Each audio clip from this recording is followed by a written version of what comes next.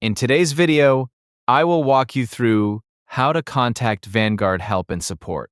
If you need help with a Vanguard service or you have a question about your account, you can contact Vanguard customer service by phone or by chat.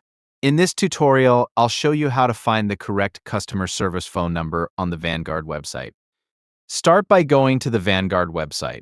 Once you're on the site, look toward the top of the page and click on Help and Support. After selecting, you will be taken to the Support and Contact page. From there, scroll down through the page to see all available topics regarding specific concerns. You will find several phone numbers listed for different situations. Take a moment to review the options and choose the phone number that best matches the type of help you need. Selecting the most appropriate number can help you reach the correct department more quickly. Once you've found the number that fits your situation, use that contact option to get in touch with Vanguard customer service. That's all there is to it. The process is very straightforward.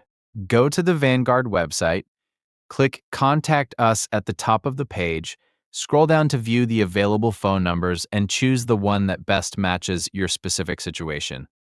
After that, you can continue with the customer service representative and get assistance with your question or issue.